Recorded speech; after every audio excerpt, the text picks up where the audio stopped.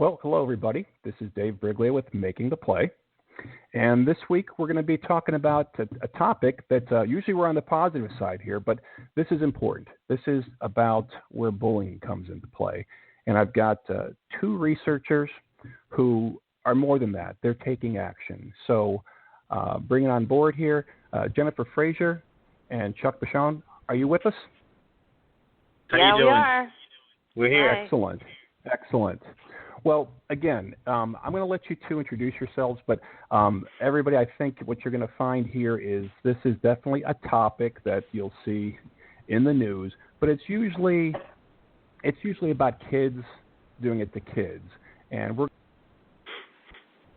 it becomes the teacher, the coach, the adult in the room that's supposed to be stopping these things, and it's as far as what it does to kids and how we, the other adults, respond to it. So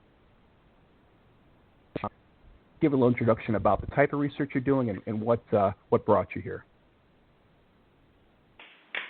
I guess I began about 5 years ago looking closely at emotional abuse because even though I'd been a teacher at all levels for 20 years practically, I'd never heard a workshop, I'd never heard a discussion, never had a professional development day. And so because of a personal situation where I'd taken direct reports from students at a school I was working at that they were being essentially emotionally abused by teachers, and it was in a sport context, I began starting my research. And the second I began, I never stopped, and it culminated in my book, which is called Teaching Bullies. And really, the second I read this information, I wanted to share it with everybody. I think all coaches deserve a proper education. All teachers need to know about this, all parents and all kids. So that's really where I began becoming very passionate about this. And Charles, how did you, I guess, come across Jennifer and come into the conversation here? Well, Jennifer and I actually became in conversation, believe it or not, through social media. I posted something, I don't know if it thrilled her too much, and then we started the discussion, and the next thing you know, we've been talking ever since. I've been in research in the area for approximately 5 years now at the University of Central Florida, and I myself was a victim, and I had a daughter that was a victim. And it's just progressed since then with the need to finally try to do something about it to help. And I think also I don't want to put a spoiler alert here, but one of the things we are going to get into here is one of the tools, the application that you've put together and how people can be empowered in taking action. But Jennifer, what got you, again, you're doing some research and there were some personal issues, but what's the, kind of starting this off, why isn't there something more in place here with all the research you found? What's a place to start the conversation here? What's the biggest gap? Well, in the work that I did, what I found was, and this is very related to the kind of work that Charles was doing as well in his dissertation, when you start to work on this issue, the biggest thing that jumps out at you is the fact that there's no laws. There is absolutely no laws in place that are clear and that protect children's brains. So, and I say brains because although we have very clear laws on physical abuse, very clear laws on sexual abuse, you instantly are charged criminally for conduct that hurts children's bodies. You have carte blanche, essentially, from the law to harm children's minds. And it's really insidious what emotional abuse does. And when I say emotional abuse, just to give you an image of it, it's yelling in a kid's face. It is swearing, personal put-downs, homophobic slurs. It's ignoring them when they speak to you, walking away, neglecting their feelings, pushing them to play when they're injured. These are all things that are mental. They're psychological. They don't leave a scar on the body, but what we do now know through neuroscience, they leave a scar on the brain. And that's why I'm so intensely involved in trying to make people understand that we have to change the laws. We needed them changed yesterday. And I mean, it's not really anyone's fault. Coaches, parents, we've all grown up in a bullying paradigm, but now it's time. Now that we have the science, we have to all work hard together to change that paradigm into something healthy for our children. And I check with that. Has your research come across, again, the neuroscience part? Because there is an awful lot more of that out there. And often it seems to be going more towards, you'll see apps for better memory, mindfulness, things like that. But this is a different side. What in your research have you been finding about that? Well, the amazing thing is that we are literally just touching the surface of the neuroscience area when it's related to bullying in general. Scars are scars. I mean, we're talking about the human brain. It's truthfully no different than if you were doing research in a concussion area. The damage that's done is there, it's permanent, and it recurs. It continuously comes back. So once the individual has been a victim of bullying, those scars never disappear. So what I found is with those reoccurrences, with the neuroscience part, when you directly harm an individual, like Jennifer kind of pointed out, there's certain scars that you can see. We can tell if somebody's cut. We can tell if they've been physically abused. The brain takes a little bit more of a mechanism to be able to see it. And it's not always seen instantaneously because we can't do CAT scans on everybody while they're out on the field to find out what it's doing. So it takes a little bit more time to deal with, which is a lot of the reason why my research led me into not only the reporting systems of manners of how people can report for safe issues, but also the self-perception of the coaches themselves or teachers or any adult and other athletes that potentially are bullies. There's a difference in perception of what they perceive okay compared to what they perceive others to do being okay. So there's almost that level of self-protection that they go through inside themselves to make themselves believe that what they're doing is okay when it's really not. Yeah, in fact, I just finished I started this actually before I came across Jennifer on social media. Again, it's amazing how who you can come across that is an interest you just want to talk to him. But I was just finished a book by a psychiatrist, and very much into PTSD.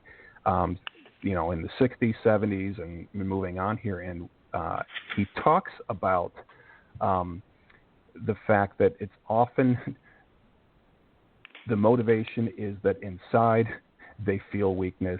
So as soon as they see it in somebody else, they just detest it and feel they have to pay. It's a very complex thing. This is not my trade, but he explained it to that point, which it is, it's a deep thing that's driving them and motivates them. It's different than just being, rude or having an off day with someone. And I think, Jennifer, I think it was in your book that, one of the descriptions of the definition, it's not about just kids or people just being hard on each other and overly critical, at one moment, one thing. It's a pattern. Well, definitely, this is where I think the work that Charles is going to be doing is going to be very important because certainly in the research, there is a definite pattern. And so in the personal situation that I was involved in where students were reporting, there was at least 14 students came forward with reports of teacher abuse. And the police read their reports, and they said there's a definite pattern of emotional and verbal abuse. And so you could see that what the police does is they look for the pattern. What's so sad, though, and this goes back to the question around the law, the police could do nothing to protect these children because if emotional abuse is not in the criminal code, no police officer, even though they know abuse is happening, they can't press charges. They can't stop the situation. They can't get the teacher away from the child until there's a proper investigation, allegations are dealt with, etc. So we got caught in this situation, as you know from reading the book, where the police couldn't press charges, and we were just drawn into this horrendous re-victimization of all the kids that reported. So, I mean, these are the kinds of major aspects of how we handle child reports of adult bullying. These are the things we have to address. Well, you mentioned re-victimization. And I think, we've all seen it truthfully on TV. It's scenes, and they have it, but I don't think it really hits home. Can you describe what that is, especially in this case of whether it's kids or young adults, what is that re-victimization? Well, what happened was the students reported. They did all the things that they were supposed to do, all the things they were asked to do. They handed over. They were all asked if they agreed to send their material, their reports of the abuse into the headmaster. This was at a private school. And the headmaster, promised them confidentiality, and he met with the ones that were still available at the school, because there was kids reporting from university. Some kids were in second-year university all the way down to grade 10, and this goes back to the pattern. They were reporting literally the same words being said, the same gestures, the same yelling, the same targeting of one kid and putting the other up on a pedestal, this pattern of conduct. And so he met with, I think, 7 or 8 of these students, and then afterwards, instead of dealing with the situation and protecting them and addressing whatever he needed to do with the teachers, really they should have been instantly suspended and off campus and getting better, basically. The parents were asking for the coaches or the teachers to have a chance to get better, because we all believe that, like you're saying, it's a complex psychological problem. The person is mentally ill, frankly, and they need to get better. They need healing. There's no point in necessarily penalizing them, but you also need some kind of legal repercussion in place to protect children. So it needs to be just a better system. But the re-victimization came when the headmaster brought in a lawyer, had the lawyer write a report, didn't like what he heard, I guess, because he suppressed the report. No one was allowed to read it from the parents or the school community. He then had another report done, and the parents thought the lawyer would be fine. They agreed to bring in this guy. And this, there shouldn't even been lawyers in the first place. This lawyer wrote a 10-page report, and the headmaster, without asking permission of the children or the parents, the students or the parents, he published it to around 300 or more people.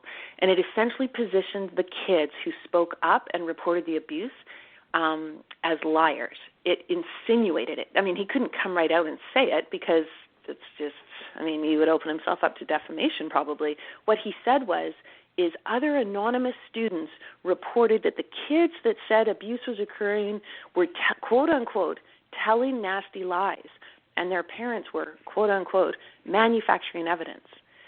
So, of course, anyone who reads it, who doesn't know what's going on, believes that this is the case. It came out of the authority of the headmaster's office. This is what I mean by re-victimization. And that is something, I think, that everybody, going back to, 30, 40 years ago when we were kids, that is something you worry about, about speaking up. Because, again, I don't think I ever witnessed true bullying, but probably things that had they kept up, they were probably, step one. They weren't a big pattern. And it was more of, again, we said, well, it's just guys being guys. You just got to deal with it, and that's how you get through it, and you move on. But definitely when I think back below the surface, when you kind of see things and, just it's time to watch your back, it was, I don't want to be one of those people that everyone's going to, start going after because of they don't believe it, how hard is it going to be, and so forth. And with that, Chuck, you mentioned it was you personally, then with your daughter. How did that come into play, that re-victimization, or did it? Or was that something that you were dealing with, or you just blew right past that worry? Well, mine ended up being more of a pattern of events. With me, it took me over 25 years to even realize that I was a victim, because as you stated, there was always more of that macho atmosphere where it was just the way we grew up, or it was boys being boys, or kids being kids, or that's just how you motivated people. It made me realize what happened to me when actually it happened to my daughter. But what I also noticed too, when we talk about the pattern of events as far as the trait of a bully, we also have to discuss the fact that bullying is a learned trait. So what I noticed in myself was, when I went back and reflected, is I was bullied.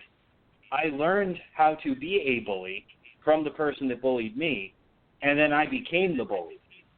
So when I was the bully is when I actually realized that I was a victim of bullying, and did some research into it and found out that there is actually a pattern that shows that victimization in general, not just bullying, is a learned trait. So what we deal with now, not only with the pattern of events that happened with Jennifer, but also the pattern of the learning is basically we have kids who are being victimized by adults in sport and out of sport that are learning that this is the way to get ahead, even though it's not.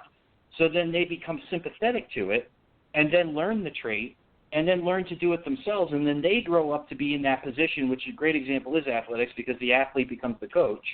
And then them as coaches coach in the manner that they learned from being coached that way, and then the pattern of victimization continues. So in order to break that pattern, we need these individuals, like with Jennifer's example and with mine as well, to have not only a legal aspect, but just some form of repercussion for their actions, even if it's just re-educating, training, trying to heal these individuals that are the victimizers in order to allow them to not do it to not continue the pattern, but also to still be productive citizens in their area. Because just because you're a victimizer doesn't mean you're not a great technical coach.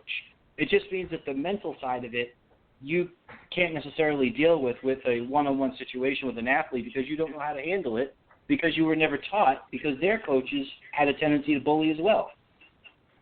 Right, and one of the things on a lighter side, again, two of the episodes you've had with the Positive Coaching Alliance, and they are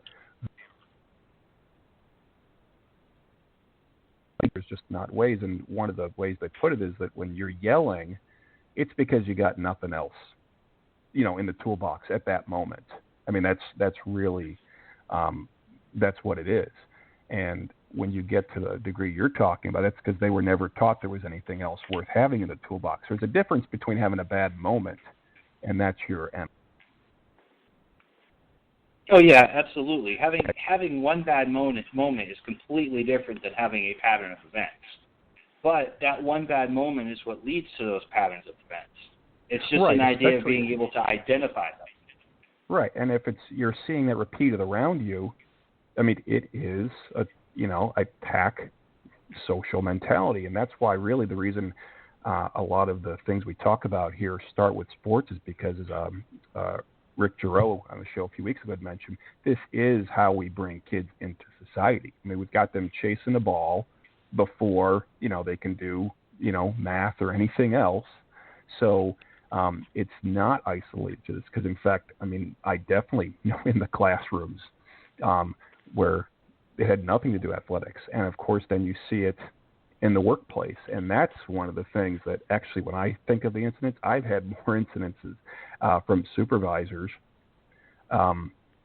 where that has been a case, and have had to weather it. And fortunately, again, I had a pretty good upbringing and things like that. But the other thing that you'll see too is getting a little bit off topic here is that in the workplace, it's only been in the last, I would say, decade that women are playing a more equal role in their authority.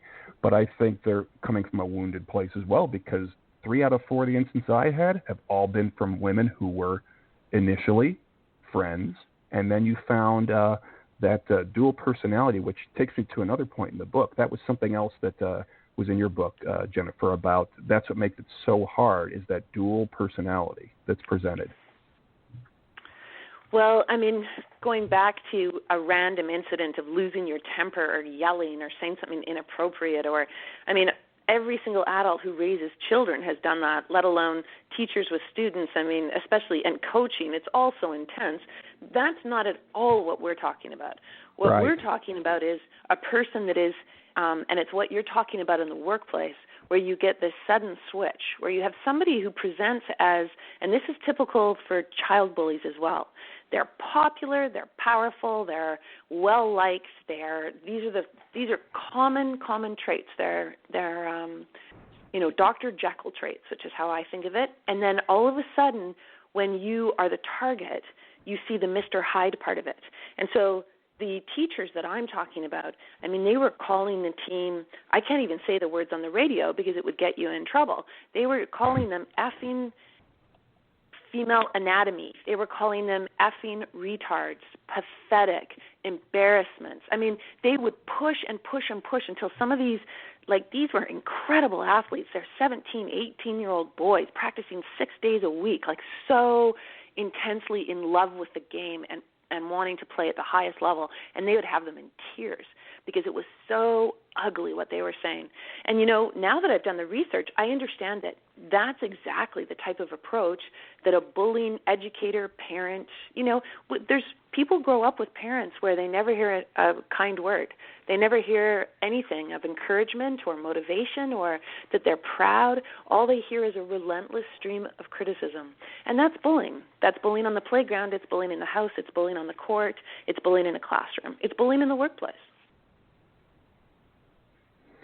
And you mentioned that age, 17, 18, and also in your book you talk about, I think it was the range, maybe 13 to 24, the neuroplasticity. Yeah. How important is that age? Again, it's not coincidental. That is the point at which school and sports and early in the career, the first supervisor, all that is right in that zone right there. Well, I think it goes back to what you were saying about PTSD, because one of the things that I found fascinating was that the experts are well aware that a child with neuroplasticity, so ages from sort of 12 to 25, when they are in that heightened state of brain development, they are as fragile brain-wise as a toddler. Now, we would never get up in a toddler's face and yell at them. We would never haul them to the side for a scene of public humiliation. We tiptoe around these little tiny people because they have very fragile brains, and we know that. Well, the neuroscientists now know that the adolescent brain is just as fragile. It's just as fragile. So you're looking at an 18-year-old.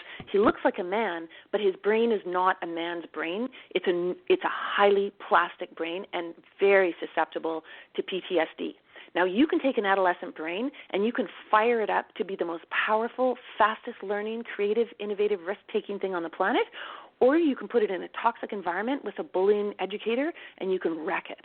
And, Dr. Martin Teicher out of Harvard, he sees shrinkage in the corpus callosum. What parent would sign on to let their kid play a sport if they knew it was going to damage their brain? Tracy Vinecourt, University of Ottawa, cortisol spikes up into bullied brains even when young people are anticipating it, not just suffering it, thinking about how it's going to come again at practice. They're going to be put down, they're going to be humiliated, they're going to be sworn at, they're going to be shoved into position, and their brain starts spiking cortisol. That just burns stuff up, and it hits all the parts that matter: learning, memory, decision-making, all the things we're trying to develop in children. Dr. Daniel Siegel says the amygdala will be on constant alert for a child that is bullied, especially by an educator. So, it's serious stuff. Like Chuck was saying, it's long-term damage. And, Chuck, do you want to add to that? Because like I said, I know that your research also, and you just, by the way, Chuck also just got through his doctoral exams this week, so he is definitely in the heat of all this. What are you seeing here? This, as Jennifer was saying, it baffles me to imagine, first off, that when we're talking about youth, we're talking about, we can say 21 and under just to be safe, but we're talking about developing minds that not only parents should be considered protecting, but any adult should be protecting these individuals.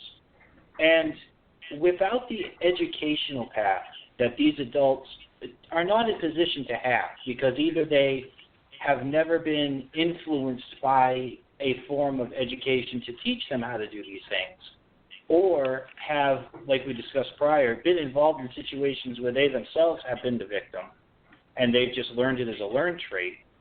What I'm starting to find is that really these individuals don't know they're doing wrong. And that's 99.9% of the problem. Is when we talk about coaches specifically, if these coaches do not know they're doing wrong, we can't expect them to do right. And then there's also the fact that a lot of these coaches too, they don't sign up to be, I don't want to use the term sympathetic improperly, but they're not a sympathetic figure to these individuals. That's not what they sign up for. They sign up to be a coach, to teach techniques, to be, a little bit hard on them to get their highest performance out of the athlete. But when we talk about a little bit hard on them, there's a line.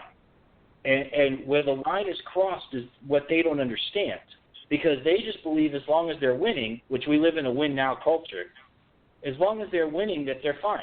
And unfortunately, our society as a whole has generalized that as okay, Because if your team's 35-0 and you've won every game you possibly can, even the parents at fault with this too, but the organizations, the society in general is at fault because we put winning in front of safety. And just because we can't see, the brain damage, and the neuroscience sides cover this, we can see a broken arm, we know the kid can't play. I can give you instances where the coaches have looked at these kids and asked them if they could still play, or forced them to still play. It's just as damaging, if not more damaging to the brain, because the brain takes much longer to heal, and in some cases never heals, where a bone will heal. So what my research is actually showing currently is that, like I had stated prior, if the coaches perceive themselves to be one thing and they're actually another, if we don't show them, or if they're not if they're not educated in their ways, in their wrongs, then their ways will never change. So we just continue the pattern again. Right. And what makes this a topic that we don't want to talk about again? We're happy to talk about kids bullying kids. And Jennifer, I think you talked about, again, a friend we had in common, John O'Sullivan, does a lot of good work with their Changing the Game group. You mentioned almost doublespeak and being, Orwellian. What is it? Are you finding, I guess, that's, amongst the witnesses, the rest of us, that in fact, even now there are plenty of times like, you know what, I'm just going to keep walking. Even, in an office, you see something going on and you just don't want to get involved. What is that? I think it's because the adults involved have a large amount of power. So they are able to, like if you're dealing with a bully on the playground, kids don't want to report it because they know it can often get worse for the targeted kid, or the bullying will switch to them. We tell kids, oh, you should be an upstander, but that's a ridiculous thing to say to kids. Kids are smarter. They know the social structure. If you're an upstander, chances are good you're the next on the list to have the target come flying at you. Well, it's exactly the same thing with adults. Adults think, ooh, do I really want to speak up? That coach controls letters of reference, calls to university coaches, scholarships, recruitment, playing time. If the coach is in charge of playing time and you're speaking up and complaining as a parent or calling them to account for their conduct, who's to say your kid's not going to sit on the bench as punishment? I mean, that's how the coaches, these teachers, that's exactly how they did it. And kids got savvy to it, and they literally said in their reports, they said things like, he was being vicious. If it had been a kid, I would have stepped in, but I couldn't because it was a teacher. I didn't want to lose playing time. I mean, these are ambitious kids that want to play the next level. And, so they have a huge amount of power, and parents know that. And if there's no checks and balances and there's no laws and there's no system that holds them to account, no one's going to take the risk. Plus, parents are befuddled. They've normalized abuse because the policymakers have normalized it. So while I can guarantee you, no parent is going to stand on the sidelines and watch a coach sexually or physically abuse their child. They will watch emotional abuse, and it's because they believe, and it goes back to Charles's thing about perception. We've normalized abuse of children, essentially, is what's happened. Just like we normalized racism. We normalized smoking. We thought smoking was glamorous and it made you independent. But when science told us that was not true, when it told us that smoking was cancerous, then we started to find people who did it. We made laws. We said you can't do it. You can't do it in the workplace. That's the kind of laws and penalizing and health initiatives we need around bullying. If you are emotionally abused by a boss in your office, a female boss, there should be a law in place that fines her $2,500 just like if she lit up a cigarette. It's cancerous, and especially with our children. And I'll tell you on an exit interview that I've had, Robin said, hey, I think so-and-so could, really use, this was years ago, some help, good person underneath, but they just don't handle the great days are good, but the bad days they don't just handle, and they need some help. And the response I'd gotten was not that we can't do anything. It was, yeah, we've heard that before. We just can't figure out how to do it. And I said, well, you're not doing so and so any favors, and that didn't end well years later for that person, where it's really hard. And I guess this is probably a good segue into Charles. Tell us about Athlete Guardian, because again, this is Jennifer, you talked it as kind of being a scoop at this point, that this is something that's developing quickly, and it really can be something to tip the scales, get the momentum going in the right direction. Well, Athlete Guardian was developed out of my research, which basically, at the end of everything that I found so far, is that the problem is, obviously we have issues that we've talked about within victimization as a whole. But it seemed as if the majority of the problem was finding out what was really going on within the actual reporting system. We can support data all over the place that shows that anywhere between 10 and 15% of actual victimization cases are reported. And a lot of that is due to the fact that we deal in a society where if we report something face-to-face, we have instant ramification. We're being called liars, troublemakers, being told that what we saw or what had happened to us was not true or was okay. And with that instant ramification or repercussions is basically the reason why we don't report. It's almost a form of shaming is really what it is. So what Athlete Guardian has created is developing a app that athletes or anybody within an athletic organization, because I'd like to specify the fact that victimization is not specific to youth, it is of all ages, that will be allowed to report via electronic device, cell phone, iPhone, tablet, Wi-Fi connection, if they are having a situation of they're being victimized in an athletic environment. Now, what makes this unique is that it actually protects multiple levels. So what happens is, if your athlete is being victimized on the field, sometimes that athlete may not want to report or may not report. But beforehand, there would only be a set of two eyes on that situation.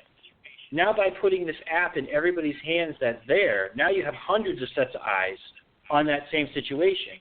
So the law averages says that somebody's going to say something. Without having the instant repercussions of reporting, because cell phones don't talk back, tablets don't talk back, Wi-Fi doesn't talk back to you, plus it's completely anonymous to the organization itself for the investigational process, people will be more apt to report. Now, the key to this is it goes both ways.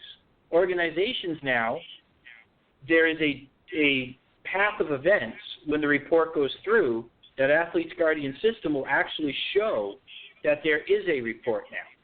That report will go to the organization, and who the organization designates as their investigators will have the information provided, which includes the type of victimization, where it happened. It can upload video and photos of the incidents if you have them. You can write in exactly what happened. It shows that that the organization was informed. Then, in a manner of a third-party situation, Athlete Guardian also follows the investigational process. So it will show that something was done, properly or not, that the investigation was conducted on the side of the organization. So basically said, when we talk about Jennifer's situation a little bit, what this prevents is it prevents a organization coming up and saying, well, we never received any other reports, or we never received your report. And it doesn't allow them to just sweep it under the rug. So because of this, we're protecting the organization from potential lawsuits, which is something that they need because they really honestly have a hard time protecting themselves, which is the do-right situation. But when you're talking about hundreds of millions of dollars a year in lawsuits going, because a lot of the situations are the organizations just don't deal with the problem properly, we're also giving the individuals within the organization, the athletes, the coaches, the refs, the parents, the power to report these situations and know that they're going to be investigated. Athlete Guardians not only leveled the field from the imbalance of power that we see between coach-athlete, athlete-athlete, parent-athlete, parent-coach, coach-ref, but it's also prevented the conflict of interest inside the organization, which, as we all know, even in business, school, athletics, military for that matter, there's always an imbalance of power, or a conflict of interest, when the organization that's conducting the investigation is the one that can be harmed by the findings.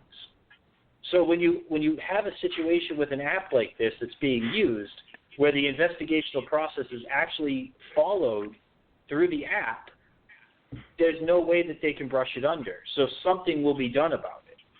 And then by also allowing the athletes or the individuals that report, if they choose to have that data or that report being filed by a third party, now you have the situation where if for some reason individuals, say, is a youth, and parents want to take the organization to court for wrongdoing or something to that effect, the organization looks at them and says, well, we have no records. They get a subpoena or a warrant. Now they have the information that there was a report filed and it was received. So it also protects the athletes in that manner as well. Yeah, two questions. I'm going to ask them both at once and let you respond in whatever order you like. But one, does the organization, let's call it a school or a rec council, do they have to sign up for it? And then two, we talk about the follow-up on action by Athlete Guardian. What is that? Is that a person walking over there? Is it a phone call? If you could expand on those two things, I think that's something the typical listener would kind of want to get their head wrapped around.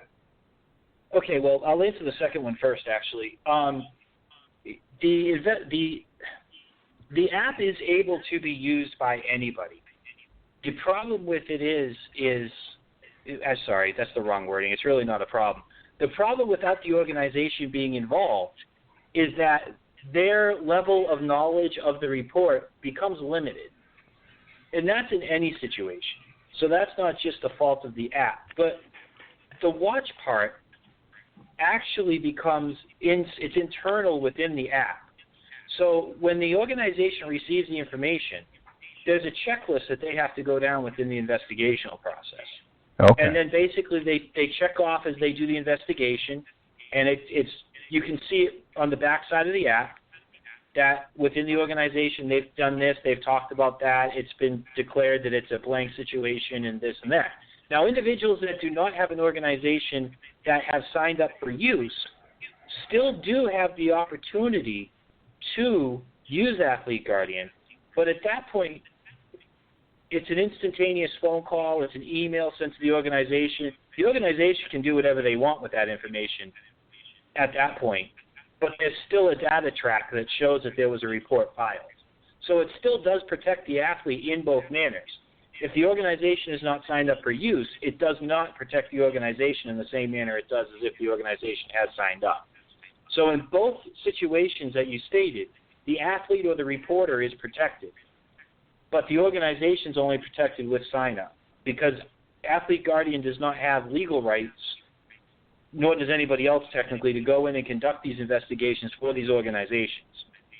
So being able to follow it is what they have to sign off on. Okay. Jennifer, you were very excited when you were explaining this to me. How does this, let's go to the courtroom. What you've been looking at the law, and you mentioned that Canadian law and U.S. law follow each other pretty closely. How do you think this would play out? Well, it goes back to what Charles was saying about essentially Athlete Guardian functions like a watchdog. So it creates health, in a sense, for an organization. The way I think about it is as an early warning system. So going back to what you said about coaches or somebody in the workplace, if you have someone who you're enabling and you're looking the other way and you're just letting the problem fester, like a Mike Rice, let's say, or let's look at U.S. Gymnastics or Penn State. I mean, these places, and it's the same thing with the school that I resigned from, they all harbor these individuals and they all try to cover up. And it goes back to Charles's point about conflict of interest. People they want to protect the adult. They think that they can solve the problem themselves by doing it behind the scenes. And, inevitably what happens is the person just repeats the behavior. They're not going to get better that way. So you've got someone like Sandusky in his jail cell talking about how much he loves his victims, like going back to perception. For him it's all love, But on the flip side, on the legal side, it's abuse. And so you never go with the perception of the person. It's irrelevant, whether it's emotional abuse or sexual or whatever. But, I mean, in our situation, I mean, it was discussed widely, and we knew a number of very celebrated incidents even of certainly one of the coaches having a long history of this type of conduct, and parent issues and child issues and teacher issues even with it. But when we went to the headmaster, he said there's no reports. 20-year history, no reports. So if Athlete Guardian had been in place, just as Charles said, we could have gone to them and said, okay, our lawyer is asking for this information. Do you have reports? Yes, we do. We have multiple reports every year, and it's the same thing happening over and over again. That's a game changer, because an organization is going to know that. So an organization is going to say, okay, we need very clear rules around conduct. You break these conduct rules, we're going to send you to get better. You got to get rehab. You need to fix your emotional problem. We've all been raised in a bullying culture. We got to get better. And that, that's where the neuroscience is really exciting, because neuroscience knows now that our brains aren't fixed. We don't have to abuse forever. We can change, and we can create whole new neural pathways that are constructed on compassion and empathy. And it's really important to me that we go back to that point about winning. I think one of the mistakes we make is that we think that we look the other way at this coach conduct because they win all the time, and they don't. Like, if you look at Mike Rice, he didn't have an incredible team, or many of the coaches. Certainly the coach that was reported on at our school, there was four coaches involved. They had terrible winning records. One of them hadn't won in over 20 years. And we're talking a little provincial Canadian. We're not talking America's intense pursuing of athletics. So. And also there's no research. There's no research that backs that coaches who use bullying tactics construct winning teams. Right. In fact, it's the opposite, and that's what a lot of what the Positive Coaching Alliance has gathered has been the latest research showing that it takes your mind off of what you're doing. I mean, because it really is something that completely demands the attention of the brain. And some of the book I was reading was talking about how it literally, the brain operates on different frequencies. It completely changes how it operates. It has to be retrained, as a matter of fact, in a lot of cases, which is something I would have never have thought. It was just more, well, I guess it's a fragile person. They'll have to get over it. Hopefully they'll forget.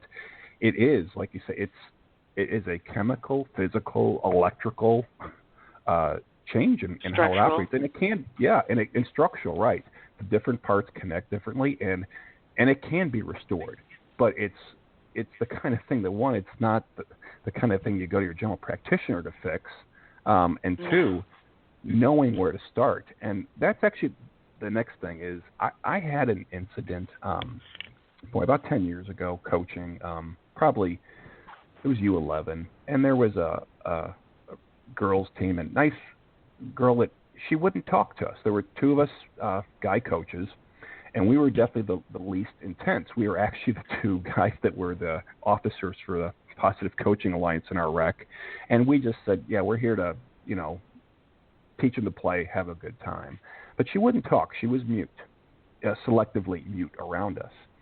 And it was, we just said, okay, let's find a way to get her involved. Let's pay her some attention. We just thought that was something that, would kind of be a really great thing that he and I could look back on.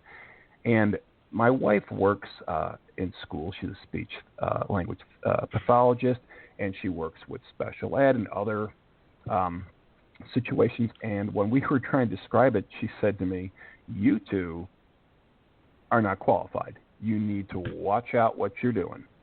And it was a warning that, this is not something to take lightly. It's not going to be, letting them play a position. This was something deeper that was going on. So, and I've always remembered that. But so my question now is, for the average coach, as opposed to, when you see, they're not the abusive coach, but there's something that's going on elsewhere. Because, again, this isn't just about sports. Maybe they have a hard time in school. what is it we can do to at least not make it worse? Whether it's just connecting with the kid, not pushing them too hard. Do you have any opinions on that? That if there's something going on in the classroom and a coach can sense it on the average rec field, can they do anything to just maybe give that kid a chance to rebound and recover a little bit? Do you want to jump in there, Charles? I of course have an opinion, but do you have something you want to jump in with? Well, I feel like the best answer to that would be that if we give the coach the opportunity to actually say something and not put the coach in the position, as you stated in your situation, where you're not qualified, then allow them to have the opportunity to give it to somebody or to get it to somebody that is qualified. So Lord knows what was actually going on with this child. You personally, like you said, you really didn't have an idea of what was going on. They weren't talking to you. It could have been anything. Right. So the fact of the matter is that coach, you in this situation, had an opportunity to say something to someone or be able to, quote, report what was going on. An investigation would have shown that there was something wrong. At least hopefully would have found out there was something wrong going on, and it could have been addressed. So it's a complete circle in a manner of how you're protecting the athlete. And in this case, it would have been the coach protecting the athlete instead of victimizing the athlete. So I want to emphasize the fact that not all coaches are bad. And that's a key point. But not all individuals are bad in general. So when we discuss that, and I'll kick it back to Athlete Guardian just because it's a prime example, if that coach had had an app like this or had the knowledge of who to even report to, which in a lot of situations with athletic organizations is a major problem in itself, that information would have at least been recorded and sent to the organization to say, hey, there's something wrong here. This should be looked at. This individual is not speaking, looks like they have a problem, has stated something, and that becomes record so that someone that is qualified to do something about it has the opportunity. Yeah, and I think back to we had the woman that had was running the rec. She had filled in for us one day because each of us, my partner and I, we each were traveling, and we were talking afterwards. And I just said, hey, our goal has been to get so and so. We were thinking it was a social thing. That's how clueless we were. And said, more of that. And she said, well, actually, she was talking to me quite a bit. And again, it didn't. At the time, didn't think much, but after talking with you and reading some other things, I keep thinking, wow, there was something there that we just represented something that was, related to some other incident. And yeah, I wish now, I don't know where that girl is or how her life is, but I really wish there would have been something to, again, to go to the rec and say, hey, maybe you can run this up a flagpole with, something in the county or something like that. But there's something that seems unusual to us. This is not shy. And now, like I said, I know enough to recognize it, having seen it. And boy, I would have liked to be able to just send that in and say, okay, I put it in the better hands, not me meddling and and possibly making things worse. Well, yeah, and it goes back to the statistics. Charles, you were citing statistics at the beginning around, if a kid is being outright full-on, bullied even by an adult or emotionally abused by an adult, that you're likely to get about 10 to 14% of them reporting. So our kids, I think one of the most important things for coaches, you were asking, what can a coach do? I think one of the most important things for student athletes and coaches and parents is to make a contract at the beginning of the year where there's some open discussion around this, where the team works together to draw up a line for everybody, including the coach, including the parents. What is respectful, what is compassionate, what is abusive, what words should never be spoken, are personal attacks ever appropriate, or is it really a technique and skill that we should be focused on? I think if you invited kids in to speak on that level and you really taught them this is emotional abuse, and you need to speak up when it happens, or you need to much more safely use a reporting app like Athlete Guardian. You need to report it. Why? Because it's hurting one of your friends' brains, or it's hurting your brain by witnessing it, is not good for the coach, and it's not good for anyone. You need to speak up. It's like we went through that phase where we taught kids to speak up about unwanted touching. And, there's been a spotlight shone to a certain degree on sex abuse, but it's still obviously a massive problem. So we're not getting the message to kids about what is proper conduct. They assume it's proper because an adult is doing it, and they normalize it.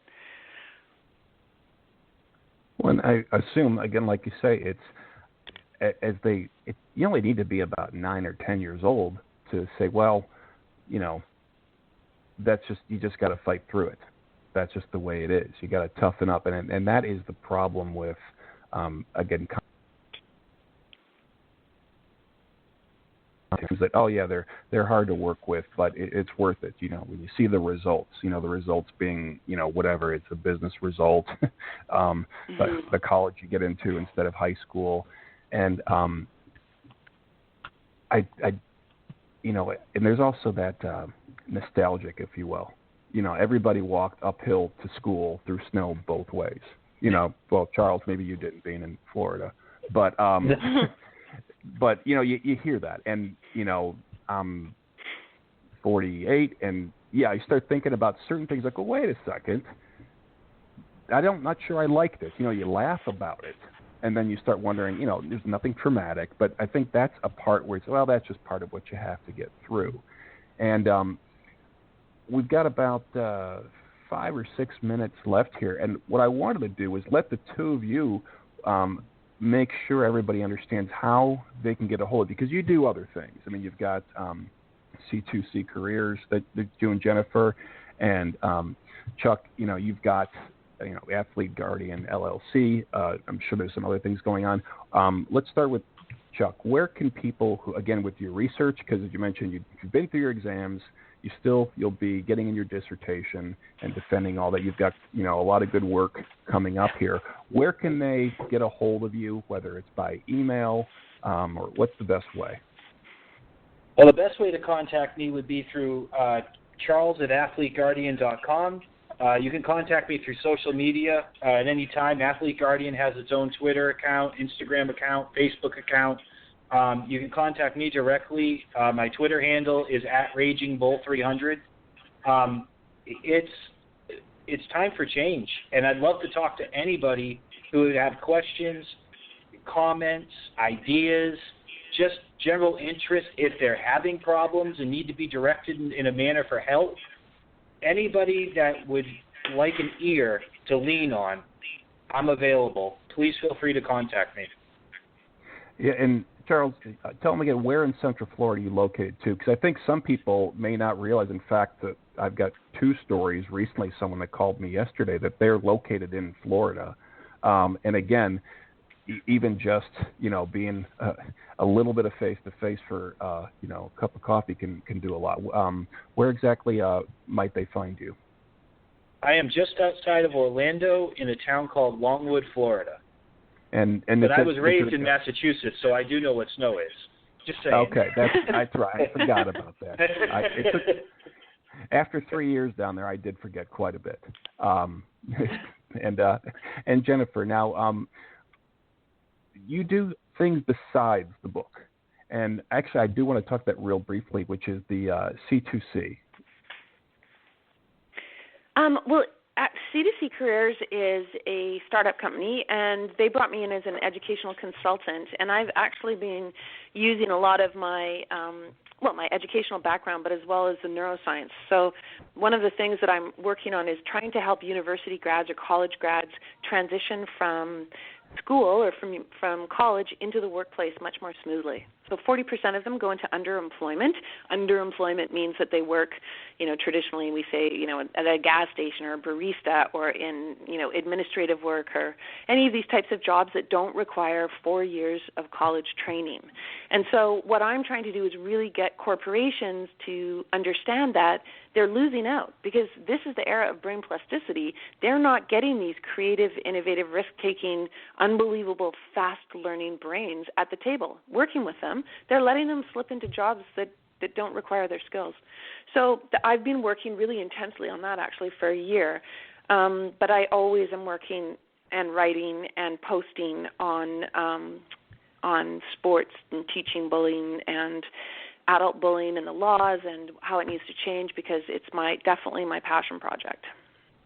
And I think in particular the part on the law is the one that I think people will have quite a bit of interest in, because as one caller talked to me yesterday, there is an issue with, again, a coach, kind of harassing by text for, years now, when one kid want to go to a different club, and then ignoring, I guess the latest one was, literally for the entire season never spoke to a player to kind of get, whatever, even with them for something. Yeah. And happens more than I like to admit. It's typical. That's typical bullying behavior is isolating the child, shunning the child. These are all the things that kids reported when I took their testimonies at this school. It's textbook. Right, and they didn't say a bad word, not a harsh word to them. And that's where the thing that came out of it was there was someone trying to help who was in the legal community and had said, boy, I was trying to find just one piece of paper that says to take it to the school and say, look, here's the code of conduct. So-and-so isn't living up to it. And there wasn't one. And what do you mean there isn't one? Dave, the most important thing that's happened, and it's happened quite recently, is that in the United Kingdom, in England, they have passed a criminal law saying that emotional abuse is now criminal. The second emotional abuse in North America and elsewhere in the world enters into the criminal code, we're going to see radical social change. It's going to be amazing, but we have to do that. And it's not about shaming people or blaming them or punishing them or anything. All it's about is making people get educated and starting to work their hardest all together as a community for the best possible conduct. Why? Because there's serious repercussions if you don't. It's just like speeding in your car. If you speed in your car, if you steal a loaf of bread, if you do these types of things, the law comes down hard on you, and so you don't do them, right? You pay money, or you have to even go to jail, so you don't do them. That's what we need, is a deterrent law in place. But there's a very interesting case as well that's gone forward to the federal court, because the lawyer, it's in Ohio, and he just said football coach is God in Ohio. There's no laws that I can access that will protect these kids who've been brutally, brutally emotionally abused by this guy. And these boys they're fed up. And they've launched a lawsuit against him, and the lawyer took it federal, which is really powerful. Oh, and again, like I say, when until I talked to you, this was not a topic I was expecting to get into, but it's one that I really couldn't deny, and I found it to be actually really central to the show's message, which is we're not talking to kids right now on the show. We're talking to the adults who work with the kids or the young adults. And that's why I'm so grateful you got in the show. Jennifer and Chuck, I definitely would like to have you on again, because we've mentioned that we were going to burn through an hour in no time at all. So, again, thank you very, very much, and let's have you on the show again. Thanks so much, Definitely. Dave. Look forward to it. Thank you. All right. It was a great conversation. Take care. And everybody, thank you for listening, and tune in next show. Thanks a lot.